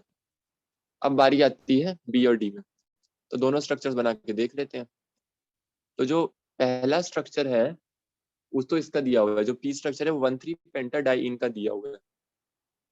मतलब वो कुछ इस प्रकार से है, CH3 CH double bond CH CH double bond CH2। ये हो गया पेंटा 1,3 डाइईन का स्ट्रक्चर। ठीक है, अच्छा, ब्यूटा 1,3 डाइईन का, ये तो सिंपल है। ठीक है, ब्यूटा 1,3 डाइईन का ही होगा। अब ब्यूटा 1,3 डाइईन में क्या है, रेजोनेंस तो काम कर रही है नो डाउट, यहाँ से यहाँ से। लेकिन अगर आप इसमें देखो, इसमें रेजोनेंस तो काम कर ही रही है, साथ ही साथ इसमें 3 अल्फा हाइड्रोजन भी डले हुए हैं, हाइपर कॉन्जुगेशन भी काम कर रही है। तो जो 1,3 पेंटाडाइन है वो ज्यादा स्टेबल हो जाएगा। ज्यादा स्टेबल मतलब हीट ऑफ हाइड्रोजनेशन कम। सबसे कम तो आर की हो गई थी, आर से थोड़ी ज्यादा होगी पी की, उसके बाद क्यू की, उसके बाद पी की। 1,3 pentadiene is more stable than 1,3 butadiene due to resonance दोनों में, ड्यू टू हाइपर कॉन्जुगेशन। तो हाइपर कॉन्जुगेशन जब काम करेगी, पी ज्यादा स्टेबल हो जाएगा तो हाइट ऑफ हाइड्रोजनेशन कम हो जाएगी और क्यू आगे आ जाएगा। तो बी ऑप्शन करेक्ट हो जाएगा, बाकी सारे इनकरेक्ट हो जाएंगे। ठीक है, अब अगले उस पर चलते हैं। The most stable carbocation is, most stable carbocation, जितने ज्यादा रेजोनेटिंग स्ट्रक्चर उतना ज्यादा चार्ज सेपरेशन, उतनी ज्यादा स्टेबिलिटी। तो अगर आप स्टार्टिंग से देखिए जितने भी इसमें रेजोनेटिंग स्ट्रक्चर्स दिए हुए हैं, अगर ये वाला रेजोनेटिंग स्ट्रक्चर देखिए तो पहले यहाँ पर यहाँ आएगा, फिर ये पॉजिटिव चार्ज यहाँ आएगा, फिर यहाँ आएगा, फिर पॉजिटिव चार्ज यहाँ आएगा, फिर इस बेंजीन रिंग से के साथ रेजोनेंस होगी, फिर ये जाते जाते यहाँ इस बेंजीन रिंग तक जाएगा। लेकिन यहाँ पर क्या है, यहाँ से एक बार आएगा, यहाँ पे पॉजिटिव आया, ये इधर गया, इधर पॉजिटिव आया, बस एक ही बेंजीन रिंग के साथ हो पाया। या फिर इधर जाएगा, इधर तो आ ही नहीं पाएगा, 2 बेंजीन रिंग के साथ नहीं हो पाएगी। सेम केस इसके साथ होगा, सेम केस इसके साथ होगा। सबसे ज्यादा अगर आप बना के भी देख लेंगे, आपके पास टाइम, आप बना के देखिए, सबसे ज्यादा रेजोनेशन स्ट्रक्चर इसके बनेंगे और मैक्सिमम चार्ज सेपरेशन इसमें आएगा। तो उस कारण से ए हमारा करेक्ट आंसर हो जाएगा, मोस्ट स्टेबल कार्बोकेटाइन। ठीक है, अच्छा, अब इस पैराग्राफ का जो लास्ट क्वेश्चन है, लास्ट क्वेश्चन देखते हैं एक बार। इन्होंने पूछा है the most stable resonating structure, ये जो है आपका इसमें से मोस्ट स्टेबल कौन सा है। पहली बात, जितने भी रेजोनेटिंग स्ट्रक्चर्स दिए हुए कोई भी ऐसा नहीं है प्लस माइनस का चार्ज नहीं है, तो पोलर नॉन पोलर का तो ख्याल नहीं आना चाहिए। पहले देखना पड़ेगा सबसे हमारा क्या होता है, ऑक्टेट पूरा होना चाहिए। अगर सब कुछ ठीक ठाक है तो ऑक्टेट पूरा होना चाहिए। जिन जिन में भी कार्बोकेटायन बन रहा है उनमें ऑक्टेट तो पूरा नहीं होगा। इसमें कार्बोकेटायन बन रहा है, ऑक्टेट पूरा नहीं होगा। इसमें कार्बोकेटायन बन रहा है, इसमें भी ऑक्टेट पूरा नहीं होगा। इसमें कार्बोकेटायन नहीं बन रहा, इसमें ऑक्टेट तो पूरा हो जाएगा मेरे ख्याल से। अच्छा, इसमें क्या, इसमें भी ऑक्टेट पूरा हो जाएगा। अब ये लें कि ये लें, इसमें नाइट्रोजन पे प्लस, कार्बन पे नेगेटिव, इसमें ऑक्सीजन पे नेगेटिव और नाइट्रोजन पे positive. Always on the more electronegative atom negative charge is preferred. इस केस में मोर इलेक्ट्रोनेगेटिव ऑक्सीजन है, ऑक्सीजन पे नेगेटिव है, और लेस इलेक्ट्रोनेगेटिव नाइट्रोजन है, नाइट्रोजन पे पॉजिटिव है। तो ये तो ज्यादा स्टेबल होगा। इस केस में क्या हो रहा है, जो नेगेटिव चार्ज आ रहा है वो कार्बन पे आ रहा है, जबकि कार्बन नाइट्रोजन के कंपैरिजन में लेस इलेक्ट्रोनेगेटिव है। तो कार्बन पे पॉजिटिव चार्ज फेवरेबल होना चाहिए था, लेकिन यहाँ देख रहे हैं कि इस पे प्लस आ रहे से माइनस आ रहा है, तो ये होगा नहीं। तो आपका डी आंसर बन जाए। ठीक है, तो ये 3 क्वेश्चन इसके हो गए कॉम्प्रीहेंशन 1 के। Now let's move on to comprehension number 2। ये एमाइंस के ऊपर है, 1 to 3 degree amine, primary tertiary amine. अच्छा, बताता हूँ बस, अब इसमें कुछ क्वेश्चन है, which of the following shows configurational isomerism. अब देखो कॉन्फिगरेशनल आइसोमेरिज्म का क्या चक्कर है, कॉन्फिगरेशनल आइसोमेरिज्म वो कंपाउंड्स दिखाते हैं, जैसे देखो इन स्पाइट ऑफ एक, अगर आपने ऑप्टिकल आइसोमेरिज्म में टीचर ने बताया होगा कि जनरली अगर एक ही कायरल सेंटर है, कायरल सेंटर का मतलब क्या है, मान लीजिए जैसे कार्बन है तो कार्बन के आसपास चारों जो ग्रुप्स लगे होने चाहिए डिफरेंट होने चाहिए, तो इसी तरह से अगर एक ही कायरल सेंटर है तो कंपाउंड 100% गारंटेड माना जाता है कि उसमें ऑप्टिकल एक्टिविटी होगी, पर इसकी एक एक्सेप्शन आती है। एक्सेप्शन क्या आती है, टर्शरी अमीन। देखिए टर्शरी अमीन, नाइट्रोजन यहाँ मान लीजिए CH3 लगा है, यहाँ C2H5 लगा है, और यहाँ C3H7 लगा है। अब ये बात आप लोग भी अच्छे से समझ रहे हैं कि टर्शरी अमीन है और ये कायरल सेंटर भी है, इसमें जो नाइट्रोजन है वो कायरल है। I think you all are getting this, कि जो नाइट्रोजन है वो कायरल है। In spite of being chiral, chiral होने के बावजूद ये नाइट्रोजन जो है वो ऑप्टिकली एक्टिव, मतलब ये पूरा कंपाउंड ऑप्टिकली एक्टिव नहीं है, ये एक एक्सेप्शन होती है। और इसके पीछे होता है कि इंटर कन्वर्टिबल फॉर्म होती है, एंटिमर्स नहीं बन पाते, वही इस क्वेश्चन का पार्ट है। तो इससे पूछा गया which of the following shows conditional configurational isomerism, तो इसका याद रखना कॉन्फिगरेशनल आइसोमेरिज्म नाइट्रोजन के केस में क्वार्टरनरी अमोनियम सॉल्ट सिखाते हैं। तो इसमें जो क्वार्टरनरी अमोनियम सॉल्ट्स है वो है methyl, allyl, phenyl, benzyl, ammonium bromide. ठीक है, तो इसका आंसर सी हो जाएगा। फिर अगला, which of the following statement is correct, all classes of amine form hydrogen bonds with each other. Tertiary amines जो होते हैं due to absence of H on them, वो अपने एक दूसरे के साथ, बाकी सारे बनाते हैं, सेकंड डिग्री अमीन एक दूसरे के साथ हाइड्रोजन बॉन्ड बनाएंगे, वन डिग्री तो बनाएंगे ही बनाएंगे, but the tertiary amine due to absence of hydrogen on them do not form hydrogen bonds with each other. तो पहला स्टेटमेंट इनकरेक्ट हो जाएगा। Only primary and secondary amines form hydrogen bonds with water, ये भी गलत हो जाएगा, क्योंकि वाटर के साथ हाइड्रोजन बॉन्ड तीनों बनाते हैं, पहले वाले में आपस से पूछा गया था। All classes of amine can form hydrogen bonds with water, it's a correct statement, तीनों बनाते हैं। All amines are completely soluble in water, ये एक फिर तरह से गलत स्टेटमेंट होता है। जैसे जैसे एल्काइल का साइज बढ़ता जाता है सॉल्युबिलिटी डिक्रीज होती जाती है वाटर में, इसका आंसर हो जाएगा सी, बाकी सारे गलत हो जाएंगे। फिर पूछा गया यही जो मैंने आपसे क्वेश्चन पूछा था, methyl ethyl propyl amine is optically inactive because, एक ही कायरल सेंटर है फिर भी क्यों ऑप्टिकली इनएक्टिव है, क्योंकि जो इसके इनैंशियोमर्स होते हैं वो कभी सेपरेट हो ही नहीं पाते हैं, वो हाइपोथेटिकल होते हैं। ये ना बहुत जल्दी मतलब ये कैसे समझाऊं, मतलब ये बहुत जल्दी ना इंटर कन्वर्टिबल होते हैं। दो इसके दो इनैंशियोमर्स, देखिए कोई भी चीज ऑप्टिकली एक्टिविटी उसकी तब देखी जाती है ना, कम से कम उसकी एक mirror image non superimposable enantiomer बने, तो वो चीज तो इसमें होती है, मिरर इमेज तो नॉन सुपर इम्पोजिबल है, वो बात सही है, बट वो इतनी जल्दी इंटर कन्वर्टिबल होते रहते हैं ना इनैंशियोमर्स अपने आपस में, उस कारण से क्या हो जाता है कि इसके इनैंशियोमर्स को कभी आइसोलेट नहीं किया जा सकता, they remain hypothetical, and that's the reason कि ये ऑप्टिकली इनएक्टिव होती है। सॉरी, येलो से तो गलत आंसर वो करना था ना, तो ये तो सी तो आपका सही हो जाएगा। फिर the nitrogen is sp2 hybridise, नहीं ये तो sp3 हाइब्रिडाइज, इसमें कोई वो नहीं है। जस्ट ये गलत, ये गलत, ये गलत, तो ये आपका हो गया। एक्सेप्शन भी आपको बता दी कि किस केस में एक ही कायल सेंटर होने के बावजूद ऑप्टिकल इनएक्टिविटी आ सकती है, ऑप्टिकल आइसोमेरिज्म का पार्ट था बस। जीओसी की यही खासियत है, ये अपने अंदर पूरी ऑर्गेनिक केमिस्ट्री को समझ सकता है। ओके, अब चलते हैं मैट्रिक्स मैच क्वेश्चन पे, ये थोड़े इजी हैं, ये जल्दी भी हो जाएंगे। मैट्रिक्स मैच क्वेश्चन में जस्ट अ सेकेंड, इसमें कुछ दिए हुए हैं आपको, मैट्रिक्स मैच करना है। पहला कंपाउंड हम देखते हैं, अब मैं ब्लू से करेक्ट आंसर्स को शो करूंगा।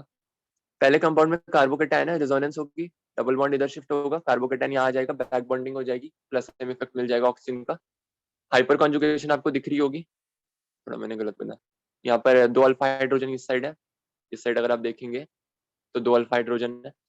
ठीक है, तो इसका जो आंसर हो जाएगा पहले वाले का वो हो जाएगा फर्स्ट और three, stabilise by hyperconjugation as well as by plus M effect. तो 1 और 3 तो एक ही में, तो आंसर तो वैसे भी डी ही होना है, और हम एक एक करके देख लेते हैं बाकी भी। NO2 है, माइनस है, आयन है, माइनस माइनस को स्टेबलाइज करता है, तो ये स्टेबलाइज हो जाएगा इसके minus I as well as minus M effect से, क्योंकि NO2 दोनों ही दिखाते हैं, तो इसका 2 और 4 हो जाएगा, ये भी सही है अपना। अगला है फ्री रेडिकल है CH2, उसके बाद उसको दिया हुआ है फ्री रेडिकल का 1 इसमें दिया हुआ है क्योंकि आंसर तो हम निकाले चुके हैं, तो ये सिर्फ हाइपर कॉन्जुगेशन से स्टेबलाइज्ड है, कोई भी प्लस एम माइनस आई ये सब ऐसा कुछ नहीं लग रहा है यहाँ पर। हाइपर कॉन्जुगेशन क्या है, यहाँ पर एक अल्फा हाइड्रोजन है इसके पास, ये वाला, तो ये वाला हाइड्रोजन है, ये एक अल्फा हाइड्रोजन है इसके पास। अच्छा, अगला कंपाउंड है ये, यहाँ पे लोन पेयर है, ठीक है। फिर ये कंपाउंड भी है, तो ये प्लस एम इफेक्ट से इसलिए स्टेबलाइज्ड है क्योंकि जब इसके रेजोनेटिंग स्ट्रक्चर्स हम बनाते जाएंगे, जैसे जैसे इसके रेजोनेटिंग स्ट्रक्चर बनेंगे तो उसमें देखेंगे मतलब double bond single bond lone pair का रेजोनेंस है इस साइड से single bond lone pair single bond double bond का रेजोनेंस है। तो ये जो कार्बोकेटाइन यहाँ पर, ये वाला कार्बोकेटाइन तो नहीं बोलूंगा मैं, कार्बन पे नहीं है, ये जो यहाँ पे पॉजिटिव चार्ज आ रहा है ये आराम से स्टेबलाइज हो जाएगा, तो अगर ये ऐसे शिफ्ट हो और ये इस पे जाए तो ये भी स्टेबलाइज हो जाएगा प्लस एम इफेक्ट से, इस पे इसको डोनेशन मिल रही है इलेक्ट्रॉन्स, ठीक है। तो इसका तो आंसर डी हो गया।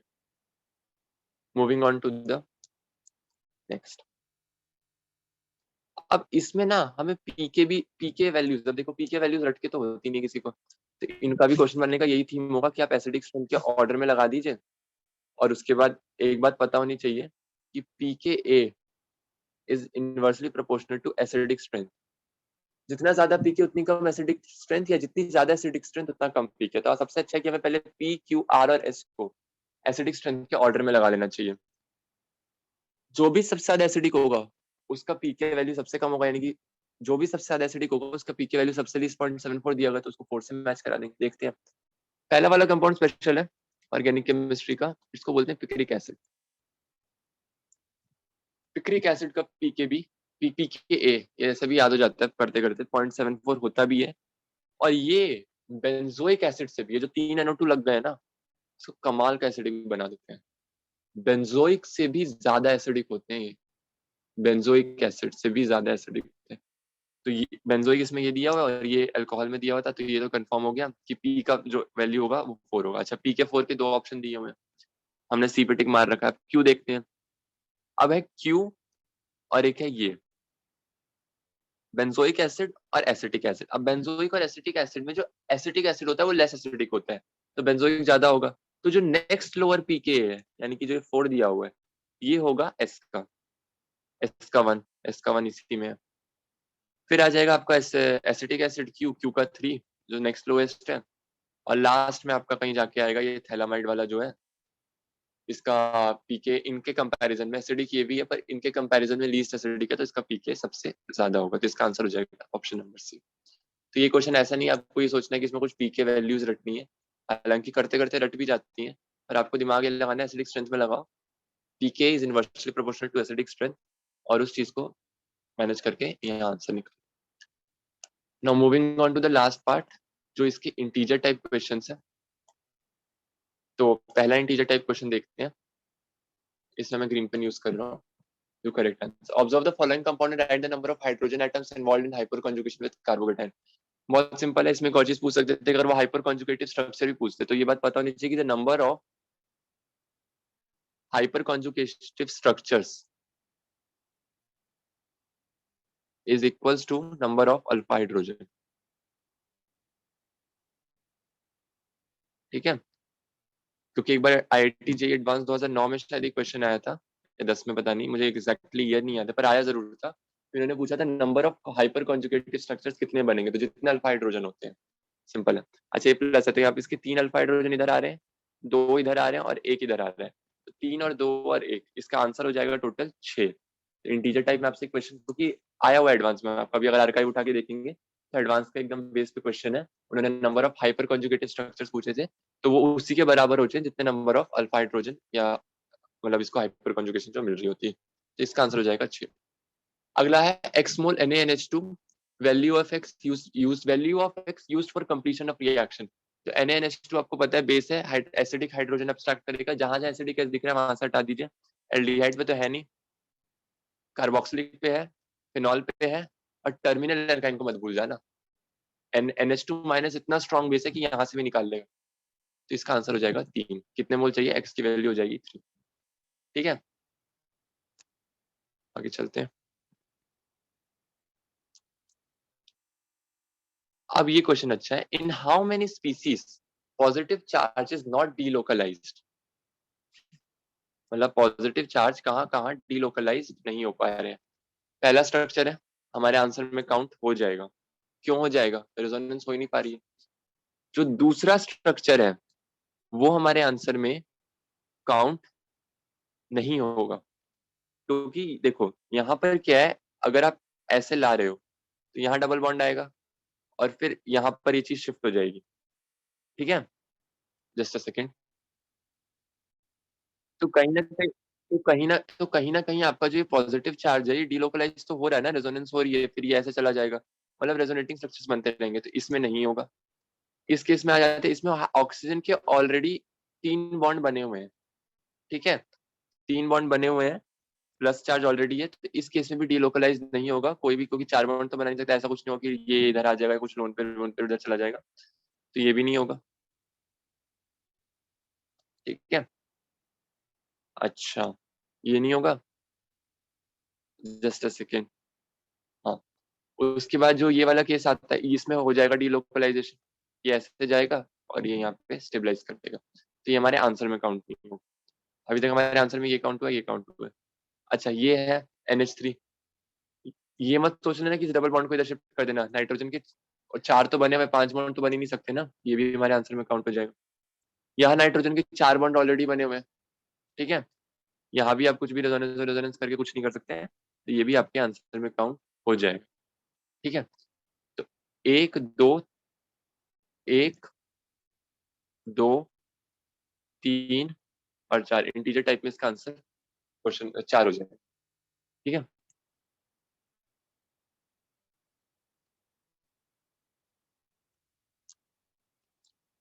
अब अगला है हाउ मेनी कार्बोकेटायंस। यार हाँ, how many carbocations are more stable than benzyl carbocation. तो जब अगर आपको कार्बोकेटायन पे डिटेलिंग, मतलब आपकी नॉलेज अच्छी है, तभी आप इस क्वेश्चन को कर पाओगे। इसका जनरली एक टेबल बनवा दिया जाता है और बता दिया जाता है कि एक्सेप्शनल कार्बोकेटायन जैसे बेंजाइल कार्बोकेटायन और जो ये वाला कार्बोकेटायन है, इसके बीच बहुतों को कंफ्यूजन होती है। इसमें नॉल्फ हाइड्रोजन है, उसमें रेजोनेंस काम कर रही है, अब नहीं समझ आता किसको प्रायोरिटी दे। आंसर में नॉल्फ हाइड्रोजन वाला ज्यादा स्टेबल होता है। तो ये जो एक कुछ एक्सपेरिमेंटल डेटा होते हैं उनके अनुसार ही हम कर सकते हैं। तो इसमें चलो पहला देखते हैं। तो पहला तो ट्रोपाइलियम है, ट्रोपाइलियम तो बेंजीन से ज्यादा होता है। दूसरा एंटी एरोमेटिक है, तो वो होगा नहीं। ठीक है, अगला एरोमेटिक है, हो जाएगा। इसके इक्वल आरएस बन रहे हैं, reason being equal RS. Aromatic तो इसमें भी आ रहा है पर ये इक्वल आरएस नहीं बन रहे हैं। अच्छा ये तो होगा नहीं, ये तो बहुत ही अजीब सा टर्शरी है, पर बेंजीन सा देखो, क्या देखो, ये रेजोनेंस स्टेबलाइज नहीं है, क्योंकि अगर यहाँ रेजोनेंस आ जाएगी, यहाँ डबल बॉन्ड आ जाएगा, तो ब्रेडेड रूल का वायलेशन हो जाएगा, तो ये नहीं होगा। फिर नॉल्फ हाइड्रोजन वाला बता दिया बेंजीन वाले से ज्यादा होता है, बेंजाइल कार्बोकेटायन है, ये हो जाएगा आंसर में। प्लस एम वाले जो कार्बोकेटायंस होते हैं हाईली स्टेबल होते हैं, मतलब आप ये मान लो कि प्लस एम की स्टेबिलिटी पाने के लिए या बैक बॉन्डिंग की स्टेबिलिटी पाने के लिए कार्बोकेटायन जो पॉसिबल होगा करेगा, तो ये भी आंसर में काउंट हो जाएगा। फिर ये तो बहुत ही वाहियात सी चीज आ गई, तो होगी नहीं। फिर ये वाला कार्बोकेटायन है, तो ये जैसी पॉजिटिव इधर आएगा यहाँ पे प्लस आ जाएगा, तो कहीं ना कहीं से इसको एमाइड का एमाइड का नाइट्रोजन दोनों तरफ इन्वॉल्व हो जाएगा हालांकि, पर यहाँ भी एक तरह के तरीके से रहेगा, तो ये भी हमारे आंसर में काउंट हो जाएगा बैक बॉन्डिंग की वजह से। अच्छा लास्ट हमारा बचता है ये मैंने अभी आपको थोड़ी देर पहले बताया था, इसको बोलते हैं CPM, cyclopropyl methyl carbocation, one of the highly stable carbocations found in organic chemistry. तो ये होगा ही होगा। मैं कार्बोकेटायन पे जब लेक्चर करूंगा तो डिटेलिंग में बताऊंगा इसमें कौन कौन से वो लेना है। तो 1 2 3 4 5 और ये 6 इसका करेक्ट आंसर हो जाएगा।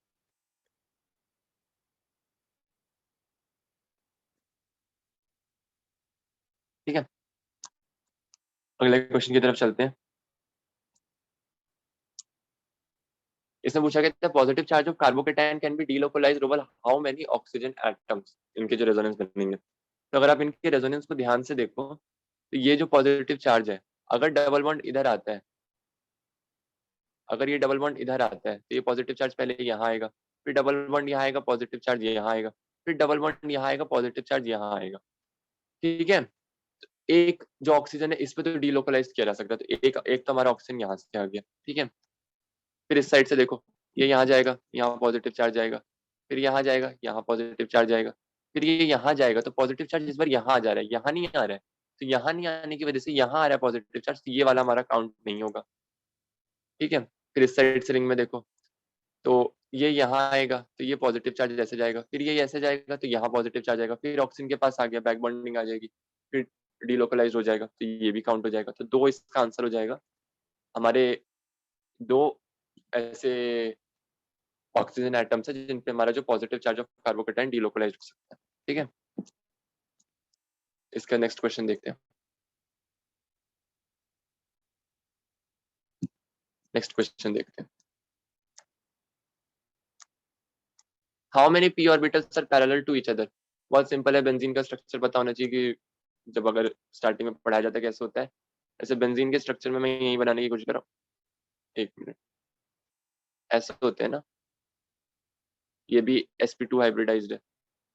ये सब एक्चुअली पैरेलल होते हैं, मैं बना नहीं पा रहा हूँ पर होते सब पैरेलल है। ठीक है, तो 1 2 3 4 5 6 6 पी ऑर्बिटल, तो 6 ऑर्बिटल तो यहीं से आ गए पी के। ठीक है, प्लस ये नेगेटिव चार्ज है, तो ये जो कार्बन आयन है ये ऐसे होगा, यहाँ ऐसे होगा, और ये ऐसे किसका पी ऑर्बिटल होगा, ये अपना अलग कर रहा होगा, तो इसको मिला के 7 हो जाएंगे। टोटल इसका आंसर हो जाएगा 7 P orbitals are parallel to each other. अगर आप कभी बेंजीन का स्ट्रक्चर देखना है एनसीईआरटी में भी देखोगे तो ये ऐसे बने हुए होते हैं, ऐसे पैरेलल होते हैं सबके सब। तो 6 बेंजीन वाले में आ जाएंगे, मतलब ये तो या तो pyridine है, हालांकि नाइट्रोजन है, तो एक नाइट्रोजन भी sp2 हाइब्रिडाइज्ड, sp2 में तो वही सब पैरेलल आ जाएंगे। तो और ये CH2 है, नेगेटिव चार्ज है, तो यहाँ भी पी ऑर्बिटल, ये सब एक दूसरे के पैरेलल हो जाएंगे, तो इसका आंसर 7 हो जाएगा। 6 मत कर देना गलती से। ठीक है, अच्छा, what is the number of delocalised parents in the compound melamine. Polymer chapter अगर आप पढ़ोगे तो मेलामाइन कंपाउंड जो होता है कैसे बनता है, उसके मोनोमर्स क्या होते हैं, जैसे भी उसको डाल के बनाते हैं। ठीक है, आई गेस उसमें शायद यूरिया और फॉर्मेल्डिहाइड डालते हैं शायद, जितना मुझे अभी इस वक्त याद आ रहा है। ठीक है, उसका फिर पॉलीमराइजेशन होता है। तो पॉलीमर्स में दिया हुआ एनसीईआरटी में भी स्ट्रक्चर है मेलामाइन का, तो मेलामाइन का स्ट्रक्चर पता होना चाहिए। जस्ट अ सेकंड, मेलामाइन का स्ट्रक्चर जिसको पता है वो ये क्वेश्चन बड़े आराम से कर पाएगा। एनसीईआरटी में भी दिया हुआ है, ऐसा समझ कुछ समझ लेना। और ये शायद क्वेश्चन एक बार आई गेस 21 के मेंस में या एक मेंस में आया हुआ क्वेश्चन भी है कि मेलामाइन का स्ट्रक्चर होता कैसा है। इट्स समथिंग लाइक, मैं रेड से ड्रॉ कर देता हूँ इसको।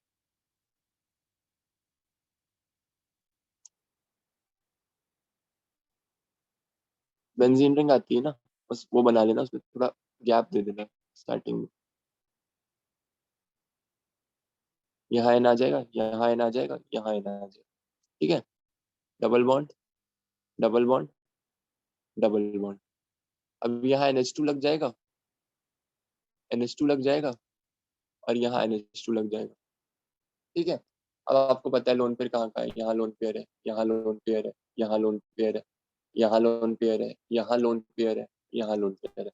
अब पूछा गया है डी लोकलाइज लोन पेयर कौन कौन से हैं। तो डी लोकलाइज तो वही है जो रेजोनेंस में पार्टिसिपेट कर रहे हैं, तो ये वाला, ये वाला और ये वाला, ये तीनों तो डी लोकलाइज नहीं है। जो रिंग के अंदर नाइट्रोजन है ये तीनों डी लोकलाइज नहीं है, तो ये तीनों डी लोकलाइज हो जाएंगे, तो इसका आंसर हो जाएगा 3 lone pairs are D localise.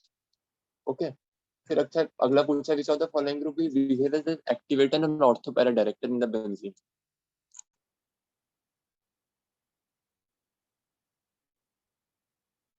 ठीक है, अच्छा एक minute, which of the following group, हाँ activator and ortho para director.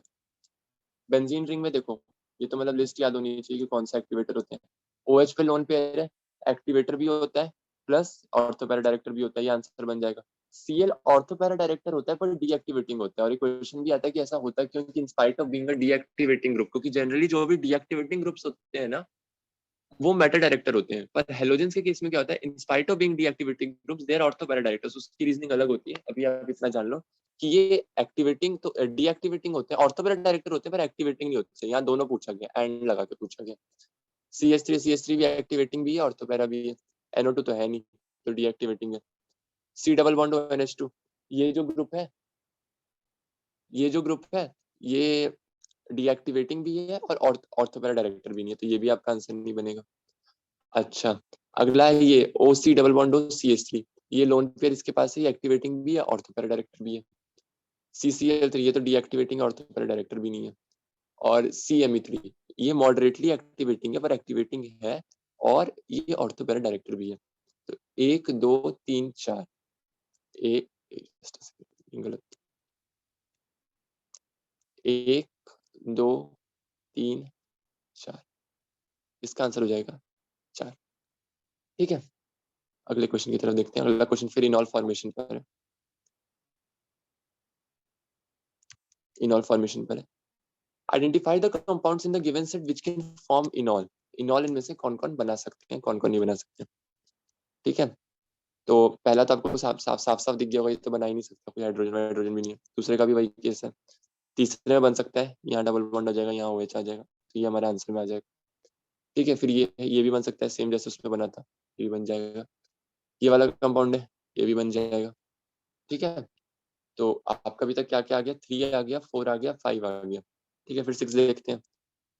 6 आपका नहीं बन पाएगा, हाइड्रोजन कोई मूवेबल है ही नहीं जिसको हम करा दें, तो ये नहीं हो पाएगा। 7 बन जाएगा, यहाँ ये आ जाएगा, ये OH हो जाएगा, यहाँ से हाइड्रोजन। 8 है, 8 देखो, अब 8 में आपको हाइड्रोजन दिख रहा होगा, तो आप सोच रहे होंगे कि बना देते हैं, बट ये तो एंटी एरोमेटिक बन जाएगा, हाईली अनस्टेबल, ये थोड़ी ना काउंट हो जाएगा, तो ये बनेगा नहीं इस कारण से। ये है, ये तो ऐसे भी ब्रिजेट वगैरह वाली कैसे, तो ऐसे नहीं बनना। 10 है, 10 आपका बड़ा बढ़िया बन जाएगा, OH OH OH। ठीक है, तो ये आपका ऐसे बन जाएगा, ये भी बन जाएगा, जिसमें आपके आंसर जाएंगे 3 4 5 7 10। मैं अलग कलर से हाईलाइट कर देता हूँ एक बार। 3 4 5 7 और 10। तो इस कारण से क्या हो जाएगा, आपका जिसमें करेक्ट आंसर आ जाएगा वो आ जाएगा 5। 5 आप कैसे होंगे जो इनॉल बना सकते हैं। ठीक है, moving on to the last 2 to 3 questions. इसके बाद आपका ये इसका रिजोनेंस रैंक बूस्टर का GOC खत्म हो जाएगा, दूसरा चैप्टर लेंगे।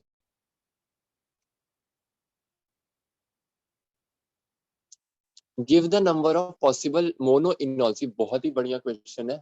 एडवांस में इस टाइप का तो नहीं, मतलब कुछ वो अलग टाइप है, वो कीटोन टाइप पे पूछा गया था, पर ये वाला क्वेश्चन एकदम एडवांस में आने लायक और बहुत ही बढ़िया क्वेश्चन है। देखो, इसमें जो आपका स्ट्रक्चर बनेगा ना, number of mono इनॉल्स possible for 1 phenyl pentane 2,4 डायोन, पहले तो पता होना चाहिए कि इसका स्ट्रक्चर बनता कैसे है।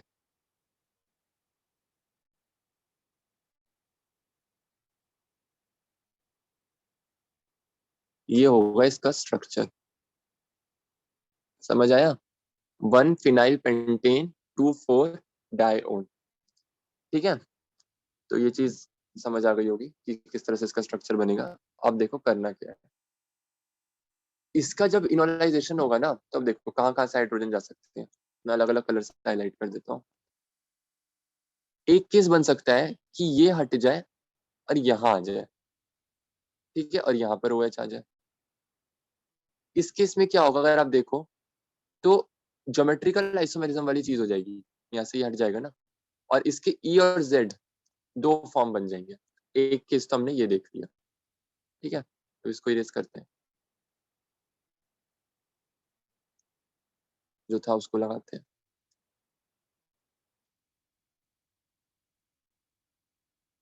ये कुछ नहीं है। ठीक है, एक केस क्या है, यहां से चला जाए, मतलब यहाँ से चला जाए, यहाँ आ जाए, ये हटे और ऐसे बन जाए। इस केस में भी अगर आप नोटिस करोगे तो 2 GI आपके बन जाएंगे, E और Z। बहुत बेहतरीन क्वेश्चन है, आराम से समझना इसको। 2 उसमें बने थे, 2 इसमें बने। अच्छा, पॉसिबिलिटीज अभी खत्म नहीं हुई, अभी हमने सिर्फ इस वाले कार्बोनाइल की देखी है। अभी हमारे पास एक कार्बोनाइल उधर और बचा हुआ। ठीक है,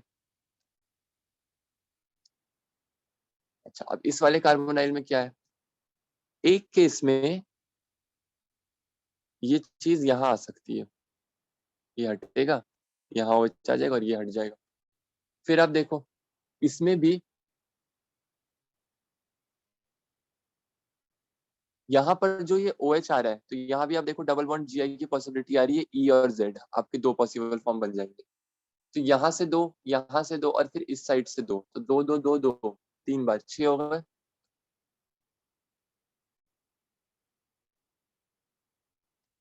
ठीक है, अब एक फाइनल केस देखते हैं, मतलब it is one of the best question जो इसमें जीओसी में पूछ सकते थे ये लोग कीटोइनॉल पे।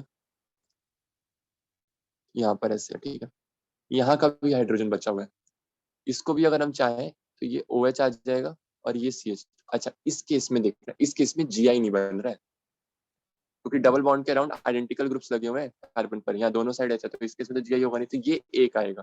तो उधर 6 गिने थे, इधर एक हुआ, इसका टोटल आंसर 7 हो जाएगा and 7 will be the correct answer for this question. 3 bar result बनेगा, 2 बार यहाँ से, 2 बार यहाँ से और 2 बार इस कार्बोनाइल को यूज करके यहाँ से एक ही प्रोडक्ट है। ठीक है, कोई भी डाउट हो कमेंट सेक्शन में ड्रॉप कर देना, मैं एक कमेंट का रिप्लाई कर देता। ठीक है, अगला है number of compounds which liberate ammonia on reaction with NH4Cl। Ammonia NH4Cl के साथ रिएक्शन पर वही कंपाउंड्स करेंगे जो अमोनिया से ज्यादा बेसिक होता है। हमारा सिंपल क्वेश्चन है, हम अमोनिया से ज्यादा बेसिक कंपाउंड्स ढूंढने हैं। एनिलीन नहीं होता है, 2 डिग्री जो ये अमीन है इथाइलअमीन ये होता है, पिरिडीन नहीं होता है, पायरॉल तो ऐसी बेकार है तो होगा ही नहीं, ये तो एरोमेटिक हो जाता है, बहुत बेकार हो जाता है। ये हो जाएगा क्योंकि ये जो है ना, ये देखो ये गजब इलेक्ट्रॉन डेंसिटी बढ़ा रहा है यहाँ पर। ठीक है, ये यहाँ से ऐसे अपना लोन पेयर देगा, यहाँ पे नेगेटिव चार्ज आएगा, इलेक्ट्रॉन डेंसिटी की गजब बेसिक स्ट्रेंथ है, अमोनिया से ज्यादा हो जाएगा, तो ये काउंट हो जाएगा। एमाइड्स ऐसे ही बेकार होते हैं, ये भी एमाइड का केस है।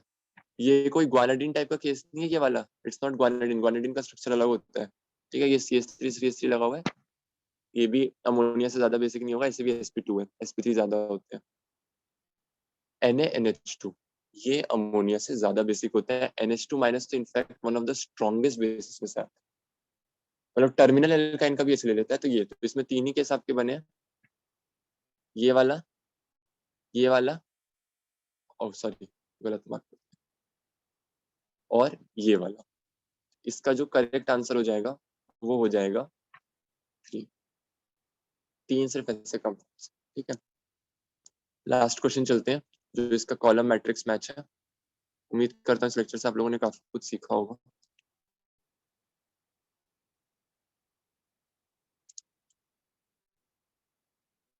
इसमें इन्होंने पूछा है सबसे स्टेबल कार्बोकेटाइन के बारे में, फॉर मोस्ट स्टेबल कार्बोकेटाइन, तो मैंने बताया कि एक बार ऑर्डर लिखवा दो तो ज्यादा अच्छे से समझ आएगा। हालांकि इसमें सबसे ज्यादा स्टेबल कार्बोकेटाइन में दो ही में कंफ्यूजन आ सकती है आप लोगों को, एक इस वाले में नॉन अल्फा हाइड्रोजन और एक इस वाले में बेंजाइलिक है। बेंजाइलिक के साथ साथ यहाँ पे प्लस एम है, प्लस एम बहुत डोमिनेंट फैक्टर होता है स्टेबलाइजेशन के लिए। तो इन्होंने पूछा ना which of the following is correct for most stable carbocation, तो fourth most stable due to plus M. उसके बाद फोर्थ के पेयरिंग एक फर्स्ट के साथ भी एक सेकंड के साथ भी, तो फर्स्ट में सिग्मा पाई डी लोकलाइजेशन है, सेकंड में पी पाई डी लोकलाइजेशन है, तो यहाँ पे पी पाई डी लोकलाइजेशन है और एस दिया हुआ है प्लस एम इफेक्ट, ये जो O माइनस का यहाँ से जा रहा है। ठीक है, तो इसका आंसर हो जाएगा ये। उसके बाद विच of the following is correct for the stability of paramagnetic intermediate. Paramagnetic मतलब अनपेड इलेक्ट्रॉन। अगर आप ढंग से देखें तो पैरामैग्नेटिक का केस यहाँ पर आपको एकदम साफ स्पष्ट रूप से दिखाई दे जाएगा कि सेकंड में एक फ्री रेडिकल है। क्या मतलब होता है फ्री रेडिकल का? एक ही इलेक्ट्रॉन है, सिंगल इलेक्ट्रॉन स्पीसीज है। पैरामैग मतलब पेयरिंग तो होनी ही नहीं है, तो ये पक्का पैरामैग्नेटिक होगा। तो फिर इसमें आपको सेकंड कॉम्बिनेशन सर्च करने हैं, सेकंड के कौन कौन से कॉम्बिनेशन, सेकंड के 2 दिए हुए हैं, एक में है और दोनों में 1 ही है, सिग्मा पी डीलोकलाइजेशन। तो सिग्मा पी डीलोकलाइजेशन जो होता है ये केस होता है हाइपर कॉन्जुगेशन का। तो यहाँ पे जो फ्री रेडिकल स्टेबलाइज्ड है वो 6 अल्फा हाइड्रोजन है, तो उससे स्टेबलाइज्ड है, तो फर्स्ट तो हो गई। अब फर्स्ट के बाद जो अलग चीज दी हुई है आर और एस, आर रेजोनेंस है, आर इंडक्टिव इफेक्ट नहीं, आर हाइपर कॉन्जुगेशन और एस प्लस एम इफेक्ट है। तो किसी भी प्रकार का प्लस एम इफेक्ट तो मुझे यहाँ दिख नहीं रहा है, तो मुझे हाइपर कॉन्जुगेशन दिख रही है, तो मैं आर को आर पे लेबलिंग करूंगा, हाइपर कॉन्जुगेशन वाले उस पे। ठीक है, तो इसका ये हो जाएगा। अच्छा, अगला इन्होंने क्वेश्चन पूछा है which of the following is correct for the stability of intermediate which have a back bonding. अब देखो यार बैक बॉन्डिंग का क्या केस है।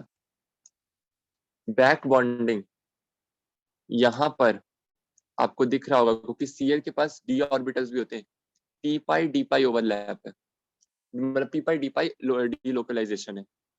ठीक है, तो p पाई डी लोकलाइजेशन की वजह से यहाँ बैक बॉन्डिंग भी आ रही है, इसके पास लोन पेयर भी है। अच्छा, तो ये जो स्टेबिलिटी आ रही है p पाई डी पाई की, जो तो इसमें हमारा आंसर पहले होगा थर्ड। तो थर्ड कहाँ पर दिया हुआ है? थर्ड 2 केसेस में दिया हुआ है, एक में सेकंड एक में third. Intermediate stabilize by P pi D pi और intermediate stabilize by P pi तो पी पाई नहीं होगा, पी पाई डी पाई होगा, तो थर्ड का एक तो थर्ड होगा जो हम इसमें जा रहे हैं, थर्ड का थर्ड। और फिर क्यू देखते हैं, क्यू का है रेजोनेंस, मैंने बोला डी ऑर्बिटल रेजोनेंस यहाँ पर ऑपरेट कर रही है, तो थर्ड का क्लियर आंसर यहाँ पर बी हो जाएगा। ठीक है, तो ये हो गए हमारे, इसके साथ हमारा जो JEE advance resonance rank booster का जीओसी का था, 2 पार्ट में मैंने वीडियो सॉल्यूशंस डाले। पहले पार्ट में सिंगल करेक्ट कवर थे, दूसरे पार्ट में पूरी exercise single multi integer paragraph comprehension matrix match सब कवर कर दिया। ठीक है, होप आपने नया सीखा, हर कंसेप्ट के पीछे डिस्कस करने की भी कोशिश की। जो भी अगला टॉपिक होगा उससे मैं लेक्चर अभी अपना अपलोड करूंगा। इसके साथ आपके रेजोनेंस रैंक बूस्टर पैकेज के जो जीओसी का पार्ट था वो मैंने पूरा डिटेल्ड सॉल्यूशंस के साथ, डिटेल्ड सॉल्यूशंस मैंने ढूंढे थे, कहीं भी ना इंटरनेट पे ऐसे दिए हुए हैं एज सच, और ना इनके पैकेज में, इनके पैकेज में तो आंसर ही लिख दिए गए सॉल्यूशंस के नाम पे। ठीक है, तो ये मैंने खुद अटेम्प्ट किया था, बहुत ही अच्छे क्वेश्चन है, वेराइटी ऑफ क्वेश्चन है, खुद से अटेम्प्ट कीजिए, जो होते हैं, जो नहीं होते उनके सॉल्यूशंस देखिए। बाकी नेक्स्ट वीडियो में मिलते हैं। Thank you for watching.